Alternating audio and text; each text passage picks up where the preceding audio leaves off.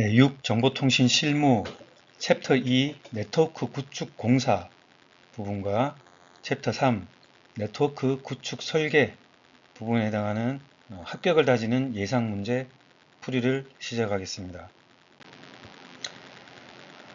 전류나 신호를 전달하는 핵심 부분으로서 주로 구리나 알루미늄, 광섬유 이런 어떤 그 금속 재질로 구성되는 케이블을 구성하는 요소가 무엇인가를 묻는 질문입니다.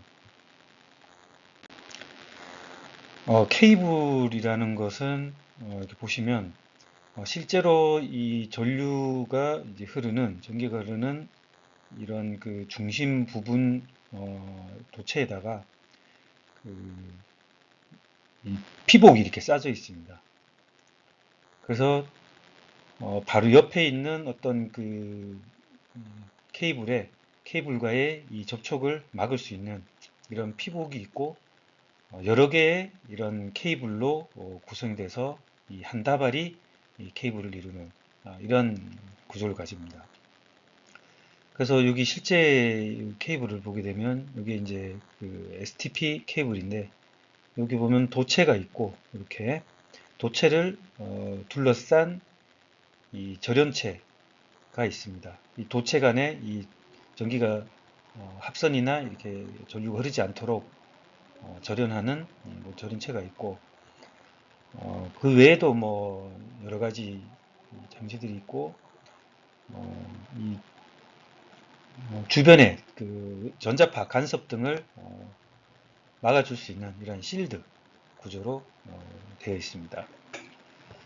그래서 다른 형태의 이제 케이블을 보시면 이 내부에 이제 여러 가닥의 도체가 이렇게 있고 그 도체를 이렇게 절연체가 싸고 있고 그리고 전체 케이블 바깥쪽에 외부에서 들어오는 그 EMI 간섭 등을 방어하기 위해서 이렇게 실드가 쳐져 있는 그런 형태입니다.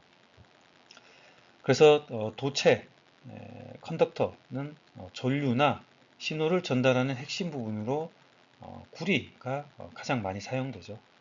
사실 그 컨덕터라고 하면 이게 광섬유는 좀 그 유리 재질 그 석영으로 만든 유리 섬유이기 때문에 도체라고 하긴 조금 그런데 어쨌든 통신을 위해서 사용되는 그런 부분입니다. 그리고 절연체 같은 경우 도체를 감싸서 절연 기능을 수행하는 보통은 그 플라스틱이나 뭐 고무 재질 이런 걸로 되어 있습니다. 그리고 실드 부분은 외부 전자파 간섭을 차단하거나 내부 신호 누출을 방지하는 그런 보통 이그 동편조 이런 거나 그 알루미늄 포일 여기 보면 알루미늄 포일도 있는데 이런 부분을 사용해서 만들게 됩니다. 그래서 케이블의 구조나 이런 것을 묻는 문제에서는 이 세 가지가 가장 중요하고 확인해 두시면 좋겠습니다. 그 중에서도 도체와 실드 부분이 가장 중요한 부분이고 나머지는 참고로 봐주시면 되겠습니다. 그래서 정답은 도체, 컨덕터. 보통 우리가 답을 쓸 때 이런 그 영문까지 이렇게 같이 써주면 더욱더 정확한 답변이 되겠습니다. 다음은 그 두 가닥에 절연된 구리선을 서로 꼬아서 만든 구조로서 근접한 쌍 간의 전자기 간섭을 줄이는 목적으로 꼬여져 있는 케이블은 무엇인가를 문제입니다. 보시면 두 가닥을 서로 꼬았다고 했으니까 트위스티드 페어 케이블 이렇게 두 가닥을 이렇게 서로 이렇게 꼬아서 만들어 놓은 그런 케이블이죠. 그래서 대표적으로 우리가 컴퓨터 인터넷 할 때 많이 사용하고 있는 이런 그 UTP 그리고 여기 포일 같은 걸로 감싸고 있는 FTP 그 다음에 외부에 구축할 때 많이 쓰는 STP나 SFTP 이런 케이블이 있습니다. 그래서 실제 이제 통신할 때 쓰는 이 도체, 절연체로 감싸져 있는 이 도체는 보통 이렇게 두 가닥씩 8가닥이 있고 그걸 어떻게 감싸느냐에 따라서 이런 그 명칭들이 조금씩 바뀌게 됩니다. 그래서 트위스트, 보통은 이제 트위스트 페어 케이블이 두 가닥을 꼬았다는 거고 그걸 어떻게 만드냐에 따라서 뭐 언실디드도 있고 뭐 실디드도 있고 뭐 포일로 싼 것들도 있고 뭐 그렇게 이제 구성이 되는 겁니다. 그래서 기본적으로 트위스트 두 가닥을 꼬아서 만든 트위스트 페어 케이블이 기본으로 사용되게 됩니다. 그래서 앞에 어떤 명칭은 붙겠지만 트위스티드 페어 케이블이 맞습니다. 이 페어 두 트위스트 꼬였다 페어 두 가닥 해서 두 가닥이 꼬인 케이블이라고 작성해 주시면 되겠습니다. 다음은 광 케이블의 여러 경로 모두로 빛이 전송되어 분산이 발생하고 전송 거리가 짧지만 광 트랜시버 및 장비 가격이 저렴해서 널리 사용되는 광 케이블의 종류를 물었습니다. 광 케이블 종류. 광 케이블 그러면 싱글 모드, 멀티 모드. 일단 기본적으로 이 두 가지로 구분이 될 겁니다. 그래서 보시면 일반적으로 이 싱글 모드 파이버와 멀티 모드 파이버 이렇게 이제 두 가지로 구분이 되는데 싱글 모드 같은 경우에는 이 중간에 이 광 섬유가 매우 얇습니다. 하지만 멀티 모드는 상당히 좀 두껍죠. 그래서 싱글 모드 같은 경우에는 8에서 10 마이크로미터 1 마이크로미터가 10의 마이너스 6 0.001 밀리 정도 되는 굵기를 사용합니다. 그래서 실제로 보면 비교적으로 이렇게 보면 싱글 모드, 멀티 모드이고 싱글 모드 같은 경우는 이 파이브 코어가 아주 가는 그런 형태입니다. 그리고 그 바깥에 이 클래딩이 싸고 있는 그런 형태로 구성됩니다. 그래서 각각의 특징을 보면 단일 광섬유 같은 경우에는 그 빛의 그 전달 경로가 하나의 경로로 진행됩니다. 그래서 이 모드라는 것 자체가 사실 없습니다. 그래서 이 직선으로 이렇게 쭉 전파되기 때문에 이 속도가 엄청 빠르죠. 그리고 손실과 분산이 없습니다. 이렇게 클래딩에 부딪히면서 생기는 이런 여러 가지 손실 분산이 없어서 장거리 전송에 적합하고 그런 특징을 가지고 있습니다. 그래서 전송 용량 또한 상당히 대용량을 전송할 수 있습니다. 그래서 뭐 백본, 인터넷 백본이라든가 장거리 네트워크 이런 부분에 이제 많이 사용을 합니다. 다중 모드 같은 경우에는 코어가 50 마이크로미터 정도 되는 상당히 좀 굵죠. 요 코어가 5 코어가. 그래서 이 그 전송될 때 이렇게 그 반사 언덕형이나 스텝형이나 이렇게 반사돼서 전송되기 때문에 그로 인한 그 분산 등이 이제 발생을 하게 됩니다. 그렇기 때문에 이제 전송거리가 짧고 아무래도 이렇게 직선으로 가는 것보다 속도가 더 느리겠죠. 예. 그리고 광 트랜시버나 그 장비 가격이 상당히 좀 저렴합니다. 그래서 우리가 그 통신 시스템 구축할 때 보면 이렇게 그 FDF 같은 데서 이렇게 피그테일 이렇게 해서 이제 꽂게 되는데 이 플라스틱 형태로 만들어진 이 피그테일도 대부분 멀티모드 광 케이블을 보통 사용해서 구축하게 됩니다. 그래서 답을 보게 되면 분산이 발생하고 라고 하면 이제 딱 멀티모드가 이제 생각이 나겠죠. 전송거리고 또 짧고 대신에 이제 가격은 저렴하다. 그런 광 케이블의 종류가 뭐냐? 라고 물었으니까 멀티모드 광섬유를 쓰시면 되겠습니다.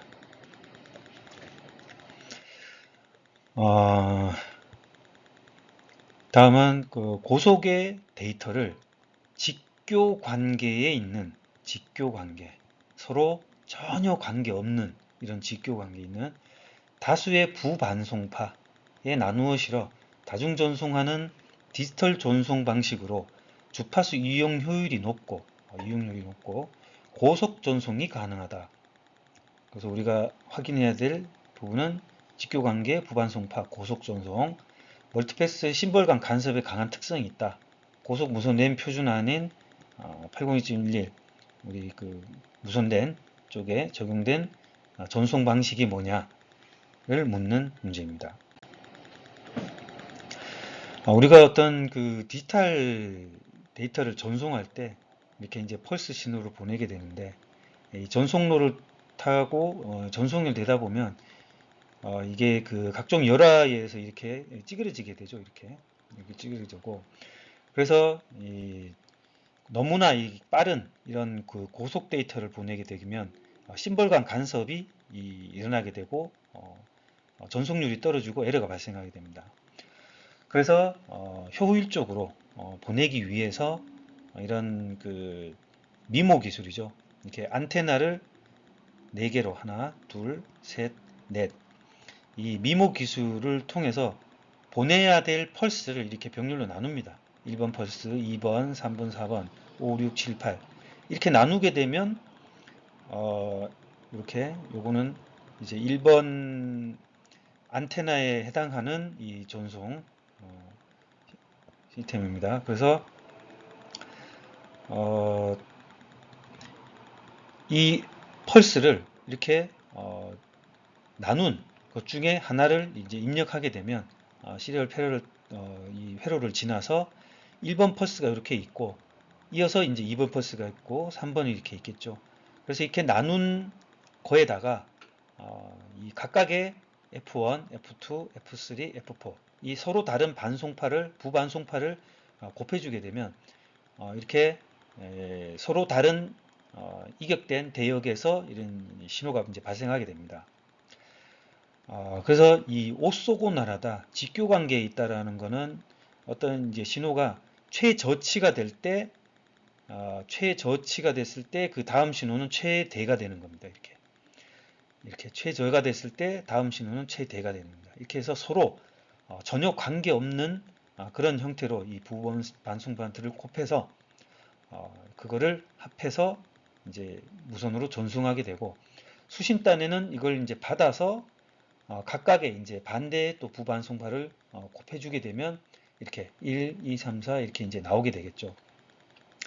그래서 여기서는 지금 이제 4개 정도로만 보여드렸지만 이게 뭐 64개, 128개, 256개 뭐 이렇게 더더욱 고속 이 데이터를 보내기 위해서는 더 많이 이렇게 분할을 하게 되겠습니다. 그래서 보통 이런 그 시스템을 이 미모, OFDM 뭐 이런 식으로 부릅니다. 그래서 수신단에는 다시 이 시리얼 패럴 시리얼을 하게 되면 이렇게 이제 고속 데이터가 출력이 되게 됩니다.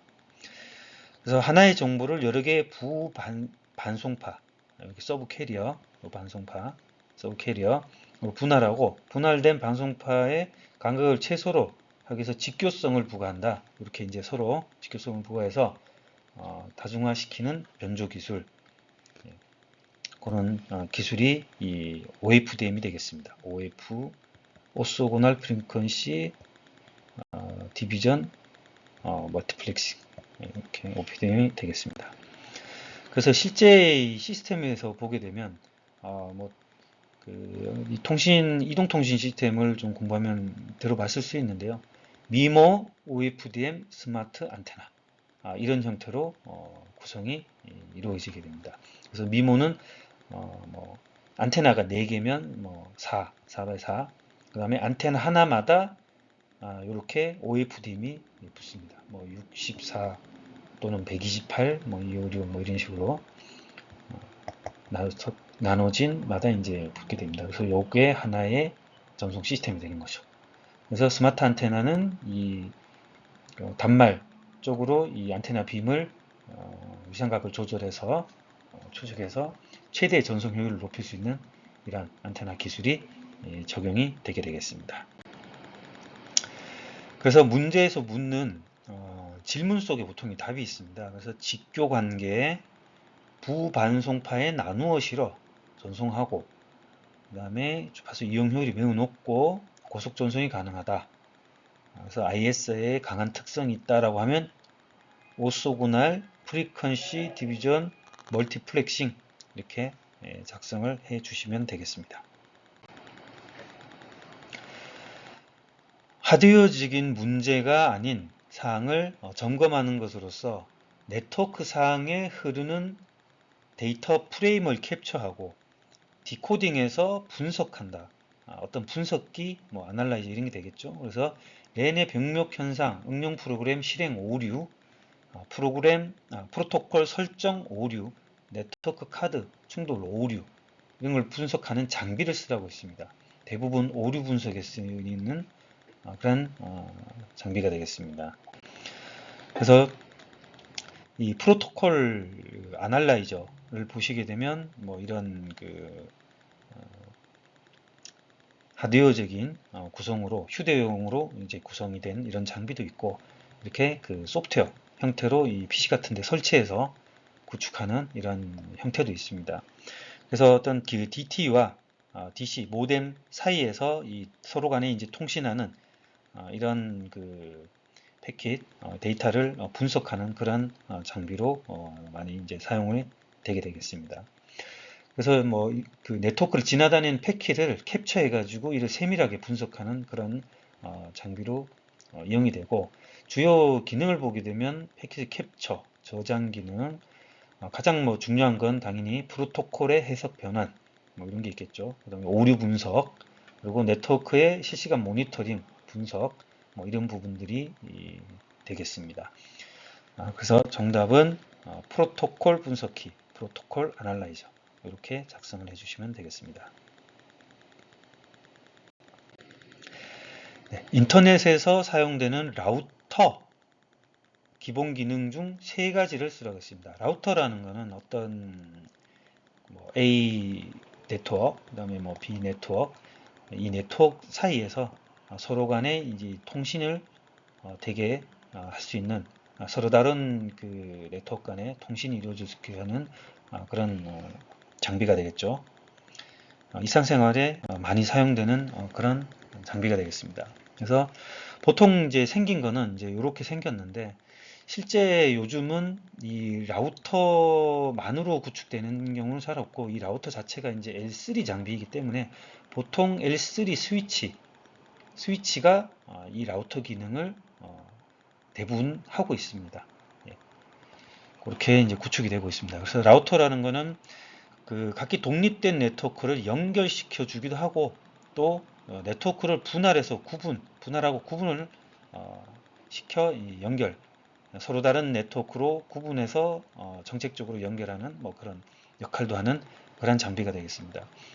그래서 중요한 기능을 주요 기능을 이제 보게 되면 네트워크를 서로 연결시켜 준다.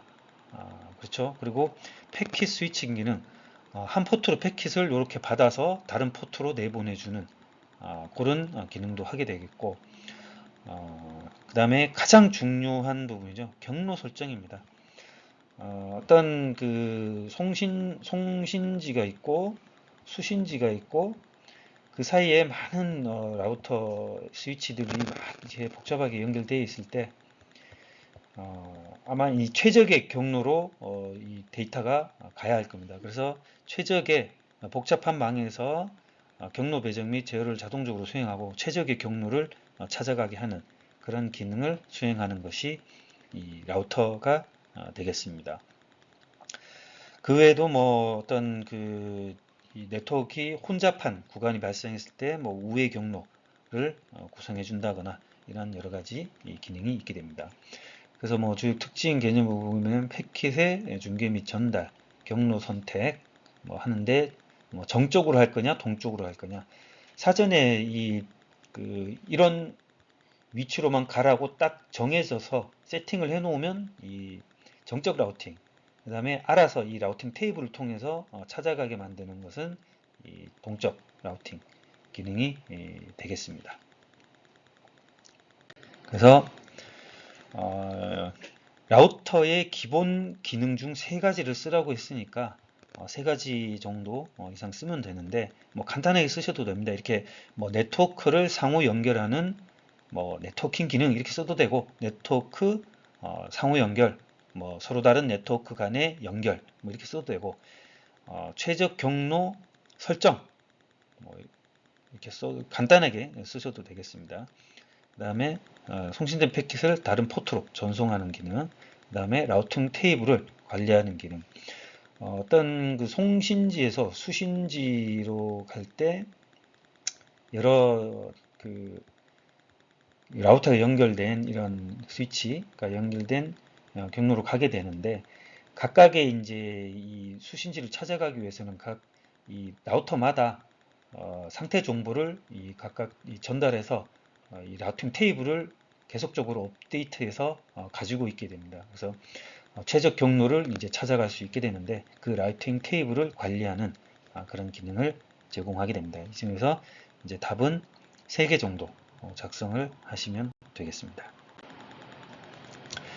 공송선 신호망에서 신호선 간의 신호정보 전달을 중개해주는 패킷 교환을 통해서 중개해준다고 했으니까 어딘가에 이 중간에 위치하는 어떤 장비가 될 것입니다. 그래서 입력된 신호 메시지를 판별해서 각 목적별로 라우팅 및 분배 기능을 수행하는 것을 무엇이냐, 어떤 장비이냐 라고 물은 거겠죠. 그래서 보시면 이게 이제 공통선 신호망이 되는데요. 어떤 전화기라든가 지능망 서비스, 그 다음에 뭐 어떤 데이터 이런 그 장비가 서비스 스위칭 포인트에 붙고 여기도 이렇게 서비스 스위칭 포인트에 붙고 그래서 이제 이 통신을 이제 수행하게 되는데 어떤 그 서비스를 제공하는 부분은 서비스 컨트롤 포인트에 이렇게 붙게 됩니다. 이렇게 연결돼서 또 전달되게 되는데 그래서 각각의 이제 명칭을 보시면 SCP 서비스 컨트롤 포인트 이 서비스를 제공하는 컨트롤 포인트가 되겠고요. 그래서 서비스에 대한 상세 정보를 유지하면서 지능망 호처리 요구에 대한 처리를 수행하는 부분이다.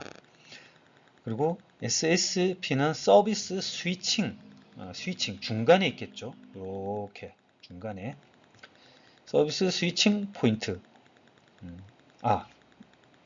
그 앞단에 있죠. 예, 서비스 스위칭 포인트. 그러니까 그 전화기라든가 어떤 데이터 통신 장비 바로 앞쪽에 해서 이제 이 스위칭을 해주는 포인트죠. 그래서 SCP에게 필요한 정보를 요구해서 서비스 사용자가 원하는 서비스를 완성하는 그래서 바로 앞에 붙어 있습니다. 그리고 STP 이 시그널링 트랜스퍼 전송하는 포인트 그러니까 신호 중계 교환기라고 있기 때문에 이제 중계 요 중간에 이렇게 있을 겁니다. 그래서 패킷 교환을 통해서 입력된 신호를 신호 메시지를 판별해서 각 목적별로 라우팅 분배 결국은 뭐 중간 단에 있다는 얘기죠. 이렇게 분배해주는 그런 기능을 하게 됩니다. 그 외에 참고로 보시면 되겠고요. 그래서 정보를 전달 중개해주는 이 장비 라우팅 및 분배 기능을 수행하는 장비 STP 시그널링 트랜스퍼 포인터 보통 그 라우팅 장비 분배 기능을 해주는 그런 장비가 되겠습니다. 그래서 시그널링 트랜스퍼 포인트 이렇게 작성을 해주시면 되겠습니다. 다음은 그 IP 주소로부터 네트워크 주소를 쓰라고 있습니다. 그래서 이 주어진 IP를 보면 이렇게 콤마로 구분해서 네 자리로 해서 주어졌고 서브넷 마스크가 이렇게 주어졌습니다. 풀이를 보겠습니다. 우리가 일반적으로 현재 많이 사용하고 있는 IP 버전 4, IPv4를 보게 되면 그 전체 한 42억 개 IP 중에서 이렇게 딱 잘라서 A 클래스, 그다음에 B 클래스, 이렇게 또 반 잘라서 C 클래스, D, E 클래스 이렇게 이제 나눠서 쓰게 됩니다. 그래서 A 클래스를 보게 되면 0 처음에 첫 번째 프리픽스가 0, 그 다음에 B는 10, C는 110, D는 1110 이렇게 구성이 되어 있어서 각각의 네트워크 유효 주소가 이렇게 범위가 정해져 있습니다. 그래서 IPv4 주소를 보게 되면 요건 이제 그 C 클래스 정도 되는데 192 쪽에 있으니까 C 클래스인데 이렇게 그 8비트씩 8비트 이렇게 8비트씩 해서 콤마로 구성해서 32비트로 구성되는 이런 주소 체계가 되겠습니다. 그래서 주어진 그 IP 주소를 보게 되면 기본적으로 그 C 클래스 같은 경우 이렇게 슬러시 24 이렇게 쓰게 됩니다. 그래서 8, 16, 83, 24 여기까지를 네트워크 주소로 보고 나머지를 호스트 주소로 봅니다. 그래서 여기까지를 네트워크 아이디로 보고 나머지를 호스트로 보죠. 나머지는 이제 2에 8비트로 되니까 해서 250 앞뒤 빼고 5개의 단말을 호스트를 연결해서 운영할 수 있게 되는 겁니다. 그래서 보통은 이제 일반적으로 이렇게 쓰게 되는데 어떤 그 IP 주소 체력이라는 건 전 세계적으로 이제 유일한 IP를 써야 공인 IP를 써야 하고 이 IP가 좀 한계가 있다 보니까 CIDR이라는 기술을 쓰게 됩니다. 그래서 이 서브넷 마스크라는 이 체계를 통해서 이 IP 주소의 네트워크 부분을 이렇게 더 줄일 수도 있고 크게 만들 수도 있고 그러니까 네트워크 주소는 줄이고 호스트를 늘리고 이렇게 이제 구성을 할 수 있는 겁니다. 그래서 서브넷 마스크에서 이렇게 주어진 부분까지가 네트워크 주소이고 나머지를 호스트 주소로 하게 됩니다. 그래서 주어진 게 이제 2호까지 이 네트워크 아이디로 주어졌기 때문에 뒤에 이 두 부분이 호스트 주소가 됩니다. 그래서 여기서 보게 되면 실제로 이제 쓸 때는 그 서브넷 마스크를 보고 여기까지가 네트워크 주소라고 해서 16 이렇게 쓰게 됩니다. 세 번째까지 같으면 24 이렇게 쓰게 되겠죠. 그래서 지금 주어진 이 IP 주소 체계는 클래스레스 인터 도메인 라우팅 프로토콜 CIDR 방식이 되겠습니다. 그래서 네트워크 주소 부분을 쓰라고 했으니까 여기까지 16 이렇게 되겠죠. 그래서 여기가 네트워크 주소 그래서 45.123 이렇게 작성을 해주시면 되겠습니다. 다음 괄호 안에 알맞는 말을 완성하라고 했습니다. 그래서 IP 주소 체계에서 C 클래스는 네트워크 주소를 나타내는 첫 번째 바이트 첫 번째, 두 번째, 세 번째 프리픽스 해놓은 그 주소 체계가 되겠죠. 그래서 1, 2, 3 인 주소이며 네트워크 주소는 이거고 호스트는 뭐 0에서 2호다 이렇게 돼 있죠. 그래서 앞서 한번 살펴본 것처럼 이렇게 0, 10, 110, 1110 이렇게 각 그 클래스마다 이 프리픽스 되어 있는 값이 정해져 있게 됩니다. 그래서 C 클래스에 대해서 이제 물었고 가장 앞쪽에 3개의 이제 비트를 물었으니까 110이 되겠습니다. 그래서 첫 번째, 두 번째, 세 번째 비트를 물었으니까 이렇게 1, 1, 0 이렇게 작성을 해주시면 되겠습니다. 다음 유니캐스트, 멀티캐스트, 브로드캐스트 주소에 대해서 설명하라고 했습니다.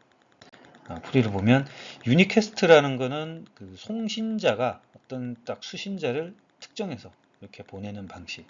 멀티캐스트 같은 경우는 송신자가 여러 명의 이제 그 그룹핑된 인터넷 그룹 매진버터 프로토콜 이런 어떤 그 기능의 프로토콜에 의해서 이 그룹된 핑된 사람을 이렇게 보내줄 수 있는 여러 멀티캐스트로 보내줄 수 있는 기능이 되어 있고, 브로드캐스트 같은 경우는 송신자는 하나, 수신자는 모두가 되겠죠. 이렇게.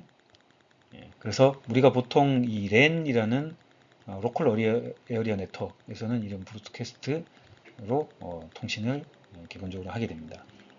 그래서 특성을 보면 통신 방식은 뭐 유니캐스트는 1대1, 1대-N, 그 다음에 브로드캐스트는 1대 전부 다가 되겠죠. 그리고 어떤 그 수신은 특정 호스트만 받게 되고, 이제 그룹 가입 호스트, 동일 서브넷 안에 있는 전체 이렇게 받게 되겠죠. 그래서 브로드캐스트 우리가 이제 이런 그 C 클래스 주소를 보게 되면 여기 그 서브넷 마스크가 슬래시 24로 되어 있으니까 이건 C 클래스입니다. C 클래스를 보게 되면 호스트를 뭐 192.168 0에서 255까지 이렇게 이제 있는데, 실제로는 이 0은 네트워크 자체의 주소, 그 다음에 맨 끝 주소는 브로드캐스트 주소가 이제 되기 때문에 실제로 사용하는 거는 그 256개에서 빼기 2개의 호스트를 254개를 사용할 수 있게 되는 거죠. 그래서 주소에 대해서 설명하라고 했으니까, 유니캐스트는 한 사람의 특정 수신자에게만 데이터를 전송하고, 멀티캐스트는 연결된 특정 다수, 그래서 특정 수신자, 다수, 그 다음에 연결된 모든 멤버, 이런 그 중요한 키워드를 통해서 각각 설명을 해주시면 되겠습니다. VPN의 주요 기술 3가지를 쓰고 설명하라고 했습니다. 풀어보겠습니다. VPN 같은 경우에는 그 인터넷망, 누구나 접속할 수 있는 이런 공중망을 사설망처럼, 사설망이라는 건 되게 좀 안전한 망이죠. 특수통신 체계와 암호화 기법을 제공하는 가상 사설망이죠. 그래서 이 패킷 구조를 보게 되면 새로운 IP 헤더가 붙게 되고, 인크립션, 시큐리티 페이로드, 헤더 페이로드, 그 암호화하는 그런 기술도 붙게 되고, 이렇게 일반적인 패킷 구조가 붙게 되는 이런 형태로 구성이 됩니다. 그래서 VPN 주요 기술을 보게 되면 가장 중요한 부분, 키 관리 기술. 그래서 키를 뭐 안전하게 생성하고 교환하고 뭐 폐기할 수도 있고 그런 기능을 제공하는 거고, 터널링 기술은 그 보안이 제공하지 않는 그런 망, 이런 공중 사설망에서 어떤 가상의 터널, 파이프 이런 거를 통해서 안전하게 패킷을 전송할 수 있게끔 그 해주는 이러한 암호화 기술, 그런 것들이 있습니다. 그 다음에 VPN 관리 기술은 어떤 이 VPN 자체에 대한 시스템에 대한 뭐 이 장애 관리라든가 성능 이런 뭐 관리들을 해주는 그런 기술이 되겠습니다. 그 다음에 인증 기술 같은 경우에는 이 다른 어떤 위치에서 네트워크를 접속할 수 있게 이 어떤 보안 서버를 통해서 인증 처리를 해주는 그런 그 말 그대로 인증해주는 그런 기술이 되겠고, 암호화 같은 경우는 그 이 보낼 정보 데이터를 그 암호화해서 수신자에게 안전하게 이제 제공 전송해서 복구화해서 사용할 수 있도록 하는 이 그 암호화 기술이 적용되게 됩니다. 그래서 가장 중요하게 보는 게 이렇게 이제 5가지 정도의 기술이 되겠습니다. 이 부분은 각각의 특징을 공부해서 암기해 놓는 게 좋겠습니다. 그래서 암호화 키 부분에서 잠깐 살펴보고 가게 되면, 그 사전에 공유해서 미리 이제 송신자와 수신자가 이렇게 미리 키를 나눠 가져서 암호화 통신을 할 수 있게끔 하는 그런 그 프리쉐어리드 키 방식이 있고, 어떤 그 인증서 기반의 이 비밀 키, 그러니까 공개 키, 이런 방식이 있습니다. 그래서 사전에 키를 공유하는 방식은 키를 공유할 때 이렇게 안전하게 비밀리에 공유해야 되는 방식이고, 이 공개 키 기반의 경우에는 본인의 개인 키를 가지고 있고 키를 공개해서 이 암호 이쪽 송신자가 암호화해서 보내면 공개 키로 열거나, 또는 공개 키 쪽에서 암호해서 보내면 개인 키로 열거나, 이런 형태로 운영할 수 있는 그런 기술이 되겠습니다. 그래서 이번 그 비밀 키, 그러니까 공개 키, 비대칭 키죠. 비대칭 키 이렇게 있어서는 금융 거래라든가 이런 RSA 기술 이런 게 있고, 대칭 키 같은 경우는 미리 키를 나눕니다. 그러니까 암호하고 복호하는 키가 동일하죠. 그런 거는 DS, AES 암호화.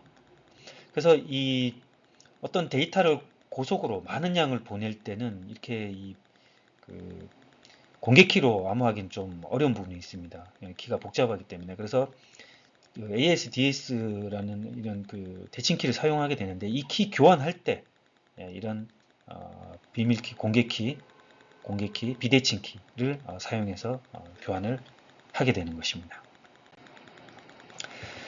그래서 주요 기술 세 가지를 쓰고 설명하려고 했는데, 이 설명을 이렇게 길게 쓸 수도 있지만 뭐 간단하게 키워드 형태로 쓸 수 있습니다. 그래서 먼저 이제 세 개를 쓰라고 했으니까 가장 중요한 키 관리, 그다음에 터널링, 암호화 기술 이렇게 쓰면 되고, 각각의 간단히 이제 설명하게 되면 보안 알고리즘을 위한 키를 생성하고 교환할 수 있는 기술이다. 키 관리 기술. 뭐 폐기를 할 수도 있고, 그렇습니다. 그래서 그리고 터널링 기술은 보안성이 제공되지 않는 망에서 가상의 파이프, 가상의 이 터널링을 통해서 안전하게 패킷을 전달할 수 있는 기술이다. 그렇게 쓰시면 되고, 암호화 기술은 뭐 여기는 공개 키 암호화가 될 수도 있고, 뭐 대칭 키 암호화가 될 수도 있고, 어떤 그 암호 키를 통해서 암호화해서 수신 쪽으로 전송할 수 있는 그런 기술이 되겠습니다. 이렇게 해서 세 가지 항목을 쓰시고 간단하게 설명을 쓰시면 되겠습니다. 이렇게 꼭 길게 쓰실 필요는 없습니다. 다음 VPN의 키 관리 기술을 설명하라고 했습니다. 방금 키 관리 기술 살펴봤습니다. 그래서 이런 그 대칭 키 같은 경우는 동일한 키를 쓰기 때문에 이렇게 그 송신자와 수신자가 동일한 이 비밀 키를 가지고 있어야 됩니다. 그래서 대칭 키, 비대칭 키, 뭐 해시함수 이런 거 쓰는 알고리즘들이 있고, 그래서 동일한 키를 사용하는 방식과 서로 이제 그 다른 키를 사용하는 방식, 그 비밀 키하고 공개 키를 사용하는 방식, 요거는 이제 비밀 키를 사용하는 방식, 이렇게 두 가지가 있습니다. 그래서 키 관리 기술이라는 건 이제 매우 중요한 부분인데, 그래서 부패한 알고리즘을 위한 안전한 키 생성과 키 교환 기술을 활용해서 자동으로 키 관리를 한다. 그런 기술이라고 합니다. 그래서 키 생성, 교환, 저장, 갱신, 폐기 등의 기능을 수행하게 됩니다. 그래서 키 관리 기술을 설명하려고 했으니까 VPN이라는 키워드 들어가야 할 것이고, 알고리즘을 위한 안전한 키 생성, 교환, 그 다음에 뭐 수동 또는 자동 키 관리, 그래서 생성, 교환, 저장, 갱신, 폐기, 이렇게 5가지를 같이 써주면 더 좋은 답이 되겠습니다. 다음 실시 설계 내역서의 원가 계산서 작성 시 순공사비라고 있습니다. 원가 계산서. 우리는 엑셀로 어떤 공사에 있어서 원가 계산서를 작성하죠. 그래서 공사비는 어떤 항목의 합인가를 물었습니다. 그래서 실제 우리가 어떤 공사에 이 설계를 할 때, 어떤 시스템 설계를 할 때 이런 그 공사 원가 계산서를 작성을 하게 되고, 여기에는 뭐 어떤 재료비라든가 노무비, 경비, 뭐 기업의 이윤, 부가가치세 뭐 이런 것들 다 이제 더해서 총 이제 공사비를 이제 뽑아내게 됩니다. 그래서 주요 항목을 보게 되면 원가 계산서 순공사비, 딱 공사할 때 든 어떤 비용, 그래서 재료비, 노무비, 경비, 그래서 재노경 이렇게 암기를 합니다. 재노경. 그다음에 총 공사비, 전체 공사하는데 든 비용, 그거는 이런 그 재노경을 합한 순공사비에다가 어떤 그 회사에서 쓰는 일반 관리비, 그 공사할 때 쓰는, 그다음에 회사의 이윤, 뭐 안전을 위한 거, 그다음에 VAT, 뭐 플러스 또 어떤 게 있을 수 있겠죠. 그래서 이런 것들을 다 합한 게 총 공사비가 됩니다. 그래서 이런 보통 그 총괄표를 만들고 내역서 만들고 일이 대가표, 뭐 단가, 각 제품마다 자재마다 단가를 조사해야 되겠죠. 그리고 어떤 지점에 몇 개의 장비가 들어가는지 이런 수량 산출서를 이렇게 만들어서 설계를 하게 되겠습니다. 그래서 시즌 설계 내역서에 원가 계산서 작성 시 순공사비라고 있으니까 암기해 놔야죠. 재노경, 재료비, 노무비, 경기의 합계다. 이렇게 작성을 해 주시면 되겠습니다.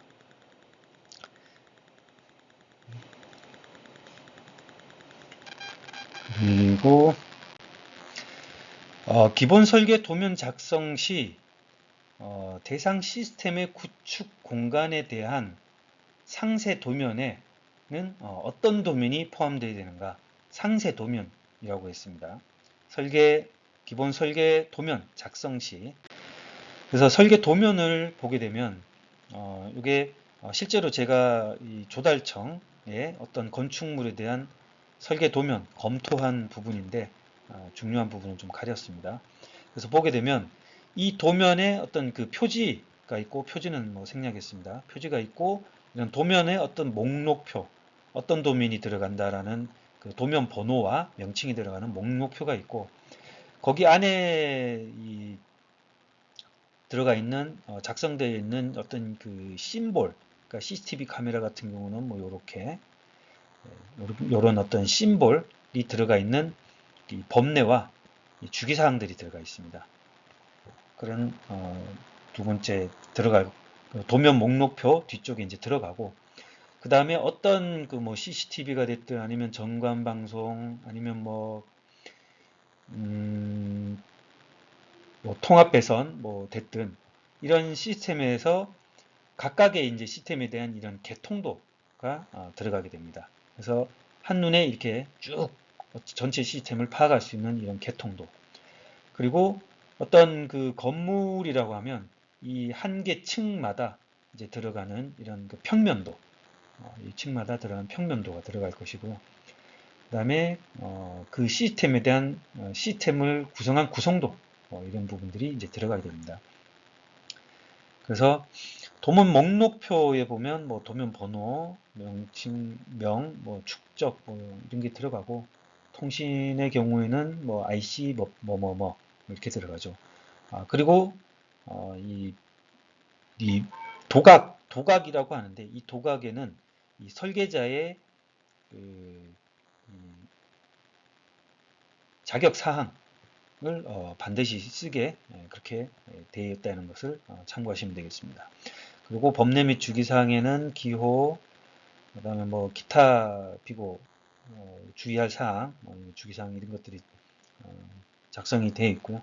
그 다음에 그 배선도, 배치도, 상세 도면 뭐 이런 것들이 들어가 있습니다. 이 외에도 뭐 그 각 장비마다의 장비 상세, 렉 실장도 같은 뭐 장비 상세도, 그 다음에 뭐 스피커 같은 뭐 그런 상세도 등이 이제 들어갈 수 있게 되겠습니다. 네.